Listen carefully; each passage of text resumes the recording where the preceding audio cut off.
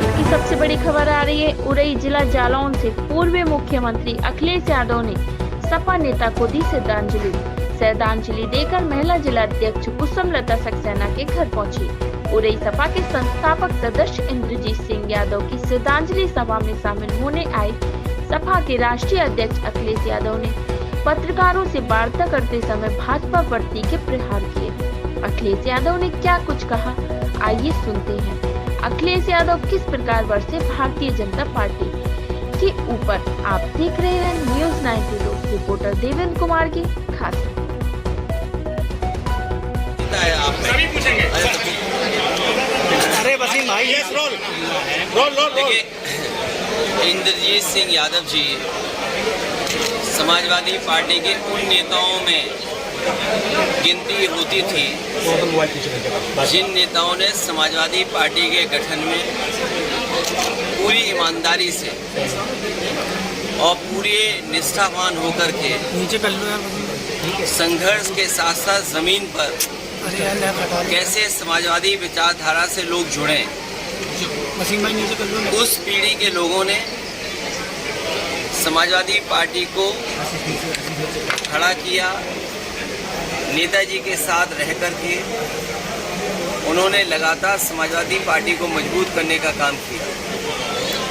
इंद्रजीत सिंह यादव जी पूरे जीवन समाजवादी पार्टी और समाजवादी पार्टी से जोड़ने के लिए लोगों को लगातार प्रेरित करते रहे। मुझे याद है जब मैं पिछली बार आपके जिले में आया था, उस समय भी इंद्रजीत यादव जी की तबीयत ठीक नहीं थी, मैं उनसे मिल करके गया था।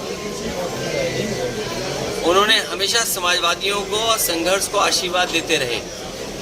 समाजवादी पार्टी का कार्यालय का काम हो, लोगों की मदद हो, सुख दुख में जाना हो। और मुझे तो याद है कि सबसे पहली रथ यात्रा जब मैं लेकर के आया था, आप ही ने यात्रा का कार्यक्रम और किस जगह किस स्थान पर रुकना है, उन तमाम कार्यक्रमों को कराया। आज वो हमारे बीच नहीं है। समाजवादी नेता खोया हम लोगों ने, लेकिन उन्होंने परिवार और उनके तमाम सहयोगी साथी ऐसे हैं जो लगातार समाजवादी पार्टी के साथ और समाजवादी पार्टी को मजबूत बनाते रहे। अखिलेश जी, मणिपुर में जो घटना हुई है, कल प्रधानमंत्री ने कहा बहुत दुखद घटना है, इस पर हम कार्रवाई करेंगे, लेकिन 77 दिन तक उनके शब्द नहीं निकले, तो उस पर आप क्या करेंगे? देखिए, मणिपुर में जो कुछ हो रहा है या जो कुछ हुआ है, ऐसा संभव नहीं है कि भारतीय जनता पार्टी को, देश के प्रधानमंत्री को, देश के होम मिनिस्टर को न पता हो। सच्चाई तो ये है कि आरएसएस की नफरत की राजनीति, आरएसएस की बांटने की राजनीति और भारतीय जनता पार्टी का लगातार वोट कैसे बढ़े, लड़ाई और झगड़े और नफरत से लोगों में दूरियां हो जाएं, उन्हें वोट कैसे मिले, इस दिशा में लगातार वो प्रयोगशाला की तरह मणिपुर को इस्तेमाल कर रहे थे। और उसका परिणाम ये हुआ, कई लोगों ने जान दे दी, जान खो गई और न जाने कितने लोगों को घर छोड़ना पड़ा, नुकसान हुआ है। और जिस तरह की तस्वीरें आई कि एक महिला को जिस तरीके से घुमाया गया, और एक नहीं दो महिलाएं थीं, और उसके बाद मुख्यमंत्री का ये कहना कि ये घटना कोई एक अकेली घटना नहीं, ऐसी और घटनाएं हुई हैं। इससे ज़्यादा शर्मनाक, इससे ज़्यादा हमारे संस्कृति पर धब्बा लगने की बात कोई नहीं हो सकती, जो भारतीय जनता पार्टी के मुख्यमंत्री और देश के प्रधानमंत्री और देश के होम मिनिस्टर इस बात को देख रहे हों। जो मणिपुर में हुआ है, ये इतने दिनों के बाद तस्वीर आई। जो संस्थाएं थी, IB, वो क्या रिपोर्ट दे रही थी, इनके पास बड़ी बड़ी संस्थाएं हैं जो जानकारी समय समय पर देती हैं, वो संस्थाएं क्या कर रही हैं? जब संस्थाएं पॉलिटिकल लोगों के पीछे लगाएंगे आप, तो वो सच्ची घटनाओं के बारे में क्यों जानकारी देंगे? ये बीजेपी सरकार और बीजेपी के नेता दोषी हैं। वहाँ पर जिन लोगों ने इस तरह की घटना की है, कार्रवाई हो। और आपके माध्यम से यही अपील होगी मणिपुर की जनता से कि झगड़ा, हिंसा, एक दूसरे के खिलाफ नफरत फैलाने से कोई रास्ता नहीं निकलेगा। मिल बैठ करके और जो समस्याओं का समाधान कर सके वैसे वहाँ के लोगों को समस्या का समाधान के लिए सोचना चाहिए। संसद में आज राजनाथ सिंह ने कहा है कि हम चर्चा के लिए तैयार हैं संसद में इस मुद्दे पर। चर्चा के लिए तो तैयार होना ही पड़ेगा। लोकतंत्र में आप किसकी जबान दबाओगे? आप कितने कैमरे बंद करोगे? कितनी सूचनाएं रोकेंगे? और फिर ये चर्चा या कार्रवाई पहले होनी चाहिए थी। आखिरकार सरकार ये सब घटनाएं क्यों छिपा रही थी? एक्सप्रेस वे को लेकर आपको 1 घंटे पहले ट्वीट आया है, किस तरीके आपने उसमें सरकार को समझाना चाहता है? मैं जानबूझ करके इस रास्ते से आया, हालांकि दूरी ज़्यादा थी, लेकिन मैं ये मानता था कि दूरी चाहे ज़्यादा हो, लेकिन सड़कें ऐसी बनी है कि मैं कम समय में या उतने ही समय में पहुंच जाऊंगा। लेकिन जैसे ही बुंदेलखंड एक्सप्रेस वे पे चढ़े हैं, वो महसूस होता है कि सड़क में बड़े पैमाने पर जो गुणवत्ता थी, जो मानक थे, उससे सड़क नहीं बनी है। जिस सड़क का उद्घाटन प्रधानमंत्री जी ने किया हो, उस सड़क पर काम अभी भी चल रहा हो और ऐसा लगता है कि उस पे हर जगह जानबूझ करके गड्ढे बनाए गए हैं या उसकी राइडिंग क्वालिटी खराब की गई है। ये सीधा सीधा भ्रष्टाचार की तरफ इशारा करती है। Akhilesh ji, NDA versus India की जब बात आती है तो बीजेपी कहती है कि इंडिया के पास चेहरा नहीं है, कोई लीडर नहीं है, इस पर आप क्या कहेंगे?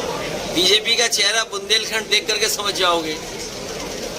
चेहरे की जरूरत है कि आपको काम की जरूरत है जी। अगर आपको महिला प्रधानमंत्री चाहिए तो हम पे महिला प्रधानमंत्री है, उसका भी चेहरा है हमारे पास। कम उम्र का चाहिए तो वो भी हमारे पास है। बुजुर्ग चाहिए वो भी हमारे पास है। तो हमारे पास तो बहुत चेहरे हैं और एक चेहरा तो आपने देख लिया, यही उद्घाटन हुआ। और मोदी उद्घाटन के बाद एक्सप्रेसवे का क्या हुआ? ये वही बुंदेलखंड है जो उम्मीद लगा के बैठा है कि यहाँ के नौजवानों को रोजगार और नौकरी मिलेगी। यहाँ के नौजवान, यहाँ का एक एक युवा इस बात का आकलन करेगा कि दिल्ली की 10 साल की सरकार और उत्तर प्रदेश की जब चुनाव होंगे तो 7 साल की सरकार ने उन्हें कितनी रोजगार, कितना काम दिया है और नौकरी कितनी मिली। जो काम बुंदेलखंड में शुरू हुए थे वो सब ठप पड़े हैं। यहीं आपके बुंदेलखंड के बगल में एरच डैम बन रहा था, क्या एरच डैम का काम नहीं रुक गया? यही सड़कें 4 लेन बनी हैं। अपनी सड़क बनाने के लिए खजूर लगा दिए, क्या खजूर से जानवर भाग जाएंगे? कौन सी सड़क जालौन की बची है जिसमें जानवर न दिखाई देते हो? आपने खजूर लगा दिए, क्या खजूर से जानवर भाग जाएंगे? और फिर किसान को यही तो भरोसा दिलाया गया था कि उसकी आय दोगुनी होगी। क्या बुंदेलखंड के किसान यहाँ की पैदावार का 2 गुना या ज़्यादा उनको मुआवजा या पैदावार की कीमत मिल रही है क्या? जो मंडियां बनाई वो तक तो ठीक चला नहीं पा रहे। इसलिए ये जो कह रहे हैं कि इंडिया से घबरा गए, इंडिया से इसलिए भी घबरा गए क्योंकि इसमें डेमोक्रेटिक बात है, डेवलपमेंट की बात है, इंक्लूसिव की बात है। और जब इंक्लूसिव की बात होगी तो समाजवाद की बात होगी। अगर इंक्लूसिव को देखोगे तो वही जो समाजवाद चाहता है वही इंक्लूसिव ग्रोथ है। और आपको याद रखना चाहिए ये घबराने वाले लोगों को, एक बार तो विधानसभा में न जाने कितने लोगों को जगा करके इन्होंने विधानसभा चलाई थी, उसमें याद है इंक्लूसिवनेस की बात हुई थी। तो आज कहाँ है हम? कहाँ भेदभाव खत्म हो गया? कहाँ जो हमारे आपके बीच में आर्थिक भेदभाव है कहाँ खत्म हो गया? जातियों का भेदभाव कहाँ खत्म हो गया? तो अगर हम इंक्लूसिवनेस की बात कर रहे हैं तो हम सबको साथ लेकर के चलने की बात कर रहे हैं। आपका एक सहयोगी है हालैंड में, चर्चाएं आ रही हैं जयंत चौधरी की कि वो एनडीए में शामिल हो। देखो ये पत्रकार भाइयों, ये चंडू खाने की गप मत चलाया करो। नहीं, ये चंडू खाने की गप मत चलाया करो। आप तो लगता है कैमरा भी अच्छा है, मोबाइल भी अच्छा है आप पर, लेकिन चंडू खाने की गप क्यों चला रहे हो? तो उनका राजभर और दारा सिंह को मंत्री बनाने की बात कर रही है, क्या कहेंगे इसके लिए? देखो जिसको स्वार्थ में सिद्धांत से क्या लेना देना। और मैं आपसे बहुत समझदारी की बात कह रहा हूँ, ये चाहते हैं कि इन्हीं लोगों से बहस छिड़ी रहे, इसीलिए आप लोग भी उनके इंटरव्यू लेते हो। सवाल ये नहीं है, सवाल ये है कि जाति जनगणना होगी कि नहीं होगी, सामाजिक न्याय में जो भेदभाव हुआ है क्या उस पर चर्चा होगी, क्या उसमें समाधान ढूंढेंगे कि नहीं ढूंढे। ये केवल इंडिया से नहीं घबराए हुए हैं, ये समाजवादियों के नारा जो पीडी है उससे भी घबराए हुए हैं।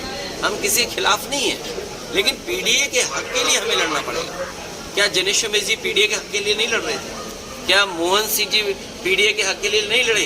क्या ब्रजेश तिवारी जी नहीं लड़े? इसलिए भारतीय जनता पार्टी घबराई हुई है। एक तरफ एनडीए है तो इंडिया है, और इंडिया के साथ साथ पीडीए है, तो सोचो कैसे घबराए हुए हैं। सीमा हैदर का आना किसको बहुत फेलियर लगता है? ये देखिए, इन सवालों पे नहीं, ये बुंदेलखंड में अन्ना जानवर से बचाओ। कौन कहाँ से आ रहा है इसकी चिंता मत करो। बुंदेलखंड में सड़कों पे अन्ना जानवर घूम रहे हैं, उससे तो बचाओ। केशव मौर्य ने ट्वीट किया है कि 2024 में कमल खिलेगा। देखिए, मैं जानता हूँ आप लोहा लोहे से कटता है, पिछड़ा पिछड़े की बात करता है। अरे मैं ये कहता हूँ, आप सब लोग समझदार लोग हैं। कल मुख्यमंत्री जी ने वेदांता हॉस्पिटल में एक मशीन का उद्घाटन किया। बताओ, उत्तर प्रदेश के मुख्यमंत्री समाजवादी सरकार का वर्ल्ड क्लास कैंसर इंस्टीट्यूट बनाया, 100 एकड़ में बना हुआ है। उस 100 एकड़ के कैंसर इंस्टीट्यूट में वो मशीन नहीं सरकार खरीद पाई। आपका जालौन का मेडिकल कॉलेज है, क्या जो मशीन का उद्घाटन मुख्यमंत्री जी लखनऊ में कर रहे थे, क्या आपके जालौन के मेडिकल कॉलेज में नहीं होनी चाहिए?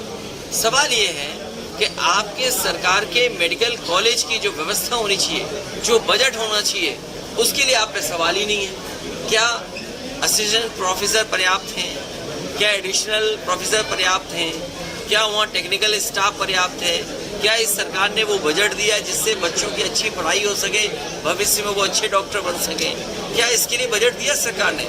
और मैं तो आपसे कह के जा रहा हूँ, एक जिला अस्पताल बताओ मुझे, एक जिला अस्पताल जहाँ गरीब का इलाज हो रहा हो। और अगर आप सरकार की तरफ से जो सवाल पूछ रहे हो, ये क्योंकि 2 सवाल मुझे इधर है, आप डबल इंजन की कहती हो, दिल्ली में सरकार उनकी, यूपी में सरकार उनकी, लेकिन पूरे उत्तर प्रदेश में एक जिला अस्पताल नहीं बनाया जिसमें गरीब का इलाज हो जाए। एक मंडी नहीं बनाई जहां पर किसान को अपनी पैदावार की आय 2 गुनी मिल जाए। तो सवाल ये है, सवाल ये नहीं है कि कौन शपथ ले रहा है, कौन ट्वीट करके क्या कमल खिला रहा है। अरे कमल देखो इस बार कहाँ गिरा पड़ा है, मिलेगा आपको पता नहीं लगेगा। की बात हो रही है, अभी नीति आयोग ने आंकड़ा जारी किया हो, पता है कि बुंदेलखंड में जो गरीबी लोग की स्थिति घट गई है। देखिए, नीति आयोग के आंकड़े इसलिए मत मानना, नीति आयोग जब से बीजेपी के हाथ में चला गया है उसने सब आंकड़ों में फेरबदल कर दिया। मैं आपसे कहता हूँ, क्या जीडीपी जो सरकार बताती है वो है?